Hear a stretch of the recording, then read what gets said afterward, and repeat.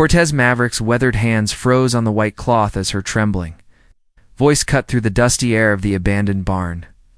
"Please, don't take the cloth off," Isadora whispered, her emerald eyes glistening with unshed tears. But he had to know. 3 months of stolen glances across the general store.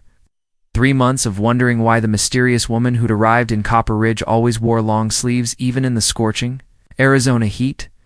3 months of falling hopelessly in love with a woman who flinched every time someone came too close. His calloused fingers trembled as they touched the fabric covering her left arm. The moment he pulled it away, his breath caught in his throat, and his entire body began shaking, not from revulsion, but from pure rage at whoever had dared hurt this angel. Burn scars.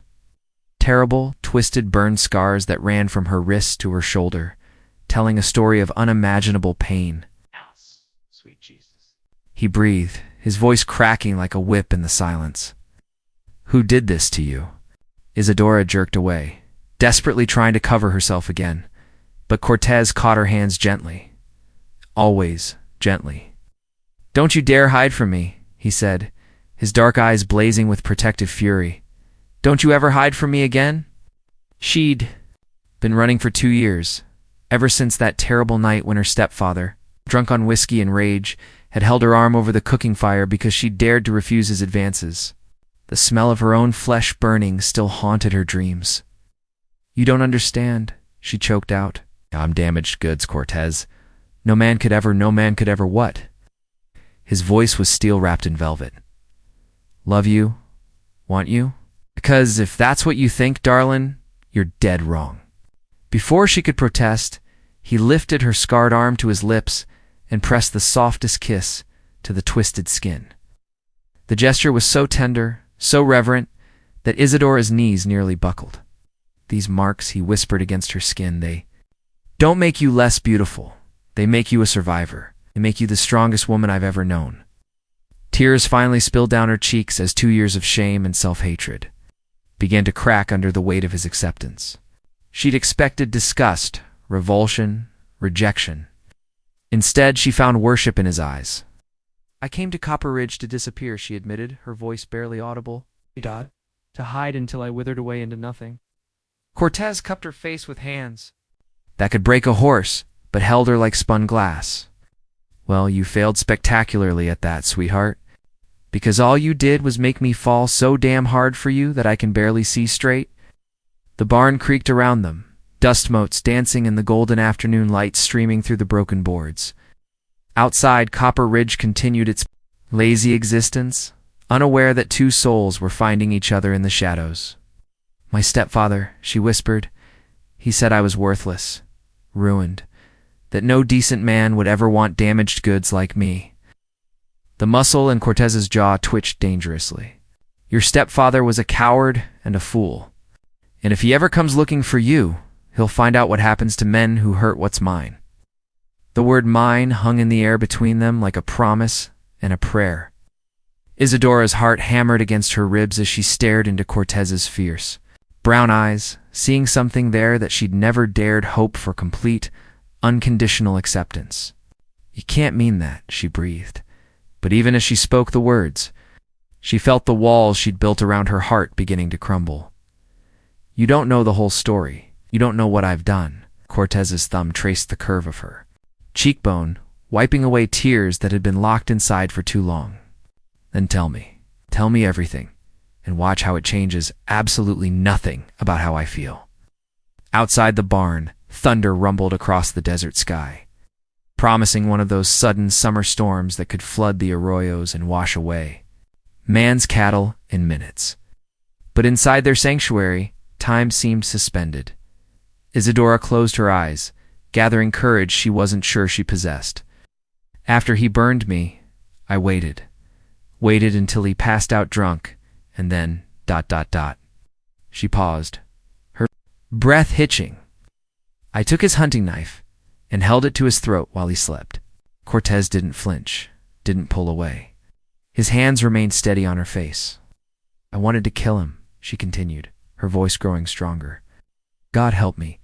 I wanted to watch the life drain out of his eyes the way he'd tried to drain the life out of me, but I couldn't. Just couldn't. So I ran instead, good Cortez said simply. Because if you'd killed him, they might have hanged you, and I never would have had the chance to fall in love with the most incredible woman in all of Arizona territory. A sob escaped her throat, part relief, part disbelief. How can you say that? How can you look at me and not see a warrior? He interrupted firmly. I see a woman who survived hell and came out fighting. I see someone who chose mercy over revenge, even when revenge was deserved. I see the woman I want to spend the rest of my life protecting and cherishing. Lightning flashed outside, illuminating the barn in stark white light for a moment before plunging them back into golden shadows. The storm was getting closer. I own 3,000 acres of the finest grazing land in the territory, Cortez continued, his voice rough with emotion. I've got a house that's too big for one man, and a heart that's been empty until the day you walked into Murphy's General Store and asked for a job. Isadora's eyes flew open. Cortez, you can't be suggesting I'm not suggesting anything, darling. I'm asking. He dropped to one knee in the hay-strewn dirt, pulling her hands to his lips. Isadora Bellwether, will you marry me? The question hit her like a physical blow. Marriage. To a man like Cortez, maverick respected, wealthy, kind. It was impossible. It was a dream. It was everything she'd given up hoping for the night her world went up in flames. I don't even know your first name, she whispered weakly. He grinned, and the expression transformed his weathered face into something boyish and beautiful. It's Joaquin Cortez Maverick. My mama was Spanish, my daddy was Irish, and I inherited the best and worst of both. Joaquin, she repeated, tasting his name like fine wine. I can't marry you. People will talk. They'll say terrible things about your choice in wives. Let them talk. His grip on her hands tightened. The only opinion that matters to me is yours. Do you love me, Isadora? The question hung between them, heavy with possibility and terror. Did she love him? She'd been so focused on survival, on hiding, on protecting herself from further hurt that she'd barely allowed herself to acknowledge. The feelings growing in her chest every time he smiled at her across the store. Isadora's voice caught, the words tangling in her throat like tumbleweeds. Did she love him? The question terrified her more than facing down a rattlesnake in the dark. Love meant vulnerability. Love meant trust. Love meant risking everything she'd fought so hard to protect. But as she stared into Joaquin's earnest face, she realized the truth had been growing inside her like wildflowers after rain, quiet, persistent, beautiful. The admission torn from her very soul. God help me, yes, I love you. I've loved you since the first day you tipped your hat to me and called me ma'am instead of looking through me like I was nothing. His answering smile was brighter than desert sunrise. Then marry me today. Right now. Right now. She laughed. Despite her tears, a sound that had been foreign to her for too long. Joaquin, you can't be serious. There's no preacher, no witnesses, no Father Miguel is in town for the Henderson wedding. We could catch him before he heads back to Tucson. Joaquin rose, pulling her to her feet with gentle insistence.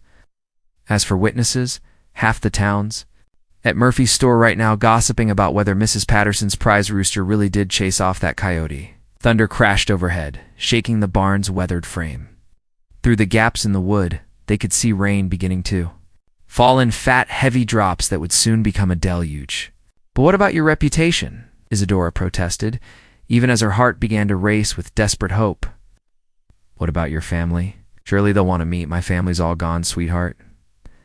Been gone for 5 years now. His expression grew somber for a moment. Cholera took my parents and my sister in the same week. It's left me with nothing but land and cattle in an empty house that's been waiting for someone to make it a home again. The pain in his voice made her chest ache. They were both orphans in their own way, she by choice, running from a family that had never truly wanted her, and he by cruel fate. The town will think I'm a fortune hunter, she said, grasping for any excuse that might protect him from the scandal of marrying a scarred, mysterious woman with no family and a dark past. The town will think whatever the town wants to think, Joaquin replied firmly. But they'll respect you because you're my wife, and anyone who His eyes hardened. Well, they'll learn real quick that disrespecting Mrs. Maverick is a good way to find themselves banned from trading at my ranch, Mrs. Maverick. The name sent a thrill through her that she didn't dare acknowledge. It sounded like safety, like belonging. Like home, rain began pattering against the barn roof in earnest now, the sound drowning out the distant noise from town. Soon the streets would be rivers of mud, making travel difficult if not impossible. "If we're going to do this," she said, "slowly it has to be now, before I lose my nerve, before I remember all the reasons why this is insane." Joaquin's grin returned full force. "Darlin', the best decisions in life are a little bit insane." He grabbed his hat from where it had fallen during their emotional revelation and settled it firmly on his dark head. "Come on, let's go make you the most beautiful bride Copper Ridge has ever seen." He started toward the barn door, then stopped and turned back to her. "Isadora, about your scars?" Her hand automatically moved to cover her arm, old shame rising like bile in her throat. "What about them? I want you to promise me something." His voice was gentle but implacable. "Promise me you'll never hide them from me again. They're part of you, and every part of you is precious to me." The request stunned her. For 2 years she'd hidden beneath long sleeves in shame, convinced that her scars made her untouchable. But here was this incredible man asking her to reveal them, to own them, to wear them without shame. "I promise," she whispered. The dash. From the barn to Father Miguel's temporary quarters behind, Murphy's store was a chaotic blur of driving rain and flying petticoats. Joaquin kept his strong arm around Isadora's waist, shielding her as much as possible from the sudden downpour that had turned Copper Ridge's dusty main street into a muddy river. They burst through the door of the small room where the traveling priest was packing his meager belongings, both of them dripping and breathless. Father Miguel, a stout Mexican man with kind eyes and prematurely gray hair, looked up from his worn Bible with surprise. "Sooner Maverick, what brings you out in such weather?"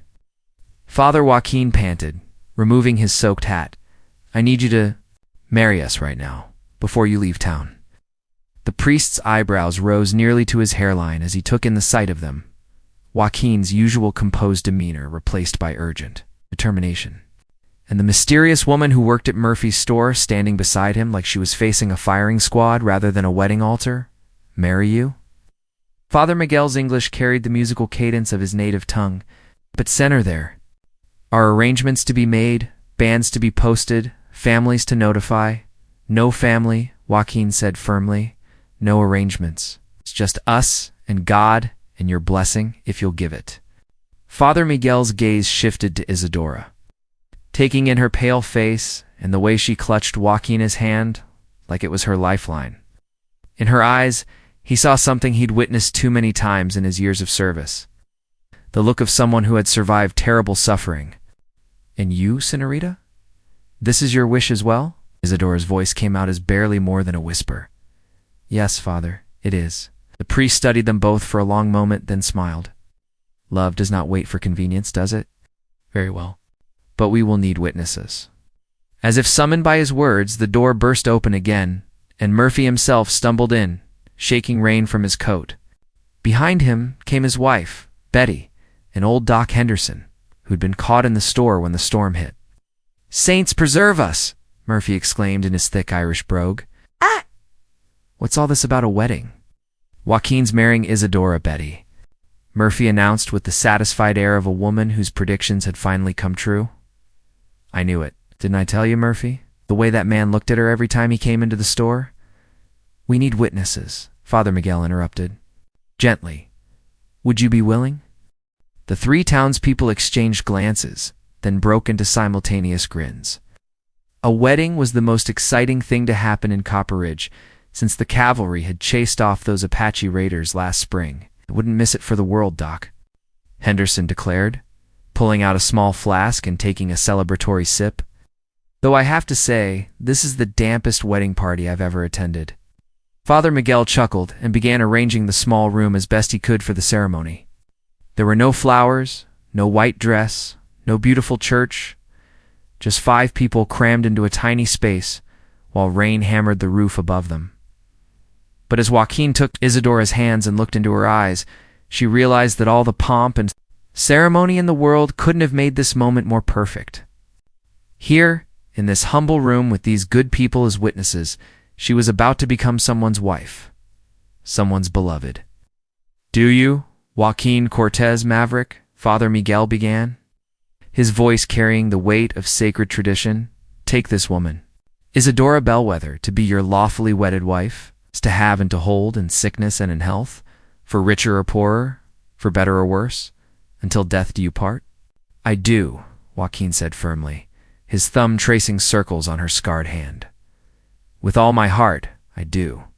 "And do you, Isadora Bellwether, take this man, Joaquin Cortez Maverick, to be your lawfully wedded husband, to have and to hold in sickness and in health, for richer or poorer, for better or worse, until death do you part?" The words hung in the air, waiting for her response.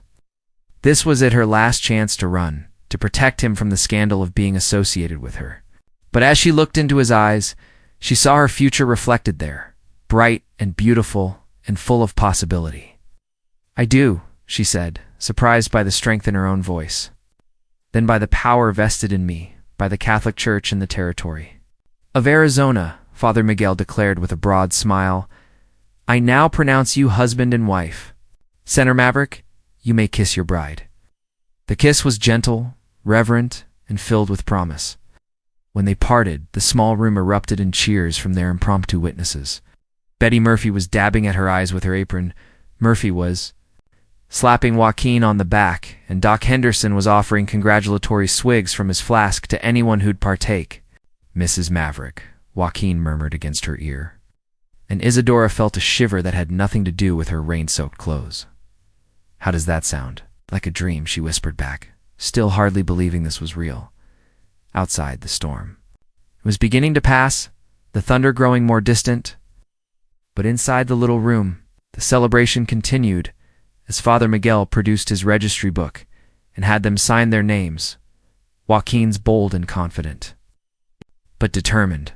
"Well now, Mrs. Maverick," Betty Murphy said with a knowing smile, "I suppose you'll be wanting to know all the best recipes for keeping a rancher well fed. That husband of yours works harder than any 3 men, and he'll need proper meals too." "Keep his strength up," Betty Murphy warned. "Don't go overwhelming the poor lass on her wedding day." But Isadora found herself smiling, really smiling for the first time in months. "I'd be grateful for any advice, Mrs. Murphy. I'm afraid I'm not much of a cook." "Nonsense. Every woman can learn to cook, especially when she's got good reason to." Betty's eyes twinkled. "And keeping a husband happy is the best reason I know." Doc Henderson cleared his throat diplomatically. "Speaking of keeping husbands healthy, might I suggest you both get out of those wet clothes before you catch your deaths? Pneumonia? It's no way to start a marriage." Joaquina's arm tightened protectively around Isadora's waist. "The doc's right. We should get back to the ranch." He hesitated, suddenly looking almost shy. "That is, if you're ready to see your new home." Home. The word filled her with warmth that had nothing to do with getting out of the rain. She was going home not to hide, not to disappear, but to build a life with the man who'd seen her at her most vulnerable and chosen to love her anyway. "I'm ready," she said simply. The goodbyes were warm and genuine. Father Miguel blessed them both and promised to include them in his prayers. The Murphys insisted on packing a basket of food for their first meal as a married couple. Doc Henderson prescribed a shot of whiskey for each of them to ward off the chill. By the time they made their way to Joaquin's horse, the rain had gentled to a light drizzle. He helped her up into the saddle, then swung up behind her, his arms coming around to hold the reins and keep her secure against his chest. The ride to the Maverick Ranch took them through some of the most beautiful country Isadora had ever seen. Rolling hills covered in desert grass stretched toward purple mountains in the distance. Cattle grazed peacefully in fenced pastures, and she could see the glint of a stream winding through the valley. "It's beautiful," she breathed, leaning back against Joaquin's solid warmth. "It's ours now," he corrected softly. "Every acre, every cow, every sunrise and sunset. Ours together." The house came into view as they crested a small hill, and Isadora's breath caught. It wasn't a mansion, but it was substantial, a sprawling adobe structure with a red tile roof and wide porches that promised. cool shade in summer and warm sunshine in winter. Flowers bloomed in carefully tended beds, and she could see the outline of a vegetable garden behind the house. "Joaquin, it's wonderful," she said, then bit her lip. "But won't your hands think it's strange, you bringing home a wife so suddenly?" He chuckled, the sound rumbling through his chest. "Darlin', I only keep 3 hands year-round, and they're all in Tucson buying supplies. Won't be back for a week. Gives us time to settle in as husband and wife before we have to worry about what anyone else thinks. A week alone together."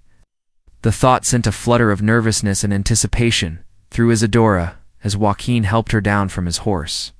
She stood in front of her new home, taking in every detail: the hand-carved wooden door, the clay pots filled with blooming desert marigolds, the rocking chairs on the front porch that spoke of quiet evenings watching the sunset. "Welcome home, Mrs. Maverick," Joaquin said formally, then swept her off her feet before she could protest. "Joaquin, what are you doing?" "Carrying my bride over the threshold," he replied matter-of-factly, as if it were the most natural thing. "In the world, it's tradition.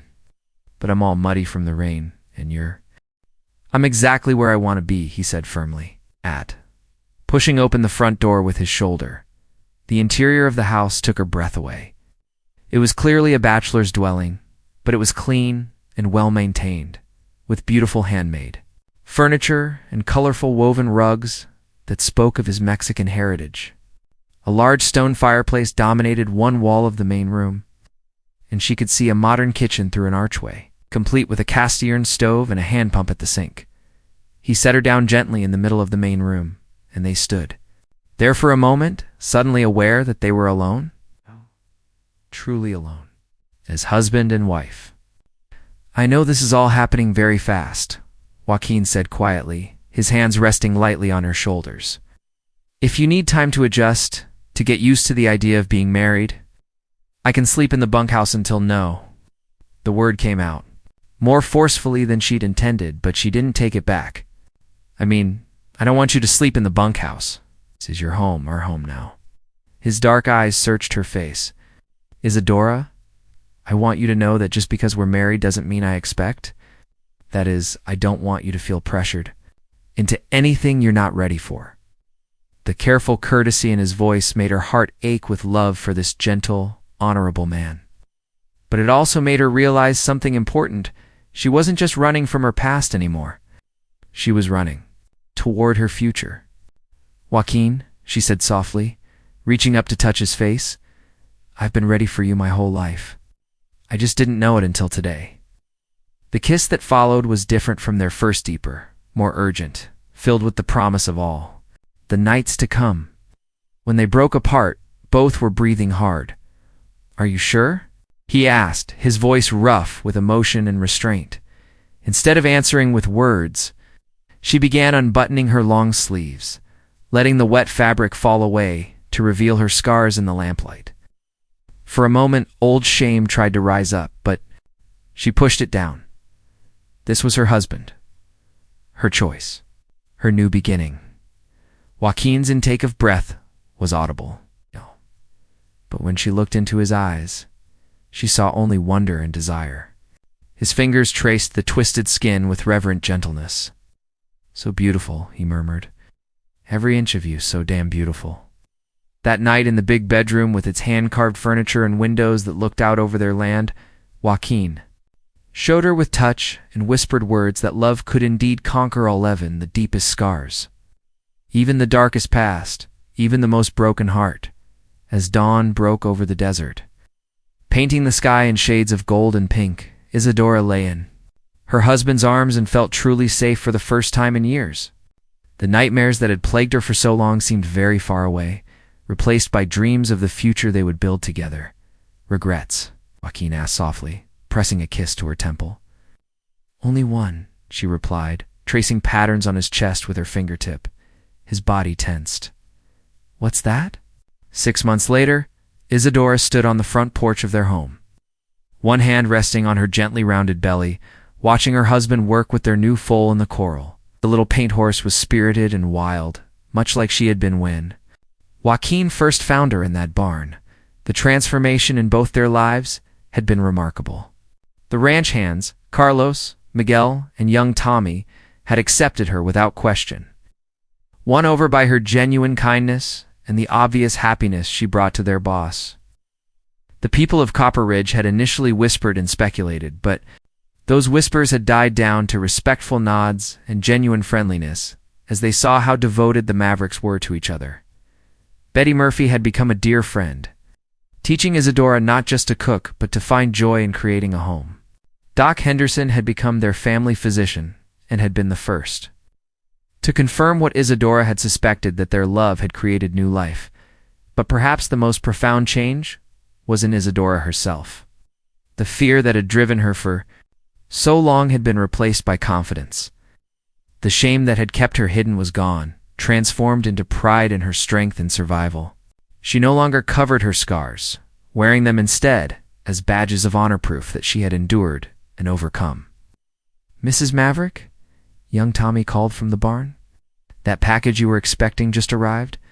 Isadora's heart began to race as Tommy handed her the carefully wrapped parcel. Inside was a beautiful christening gown, hand-sewn by the nuns at the mission in San Antonio. But more importantly, wrapped carefully in tissue paper, was a letter.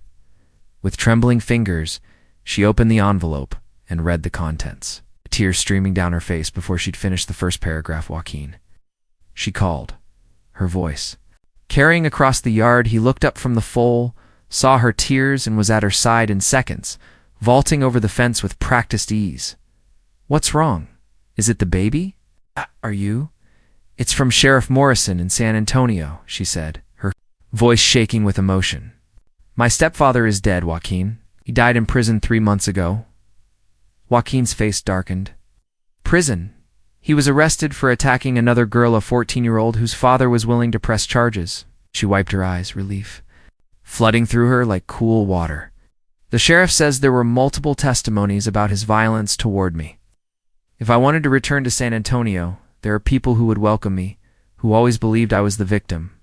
Joaquin pulled her into his arms, holding her and their unborn child close. "Do you want to go back?" Isadora looked around at their land, their home, their life together. In the distance, she could see the mountains where they often rode together. In the evenings, closer, she could see the garden where she'd planted vegetables and flowers, the chicken coop where she collected eggs each morning, the workshop where Joaquin was building a cradle for their baby. "No," she said firmly. "I don't want to go back. I want to stay right here, with my husband, raising our children on our land. This is home now. This is where I belong." That evening, as they sat on their porch watching the sunset paint the sky in brilliant oranges and purples, Joaquin reached for her scarred hand and pressed it to his lips. "Any regrets now?" he asked, echoing the question he'd posed on their wedding night. Isadora smiled, placing his hand on her belly where their child grew strong and healthy. "Only that I don't have more lifetimes to spend loving you." As if in response to their father's touch, the baby kicked, and both parents laughed with pure joy. In the distance, a coyote howled its lonely song, but here on the porch of their home, surrounded by love and hope and the promise of tomorrow, Isadora Maverick had never felt less alone. The scars on her arm caught the last rays of sunlight. No longer marks of shame, but proof of her journey from victim to survivor, from broken to whole, from lost to found. They were part of her story, but they were no longer the end of it. They were simply the beginning of a love that would endure. Through all the seasons of their lives, as vast and enduring as the desert sky above them,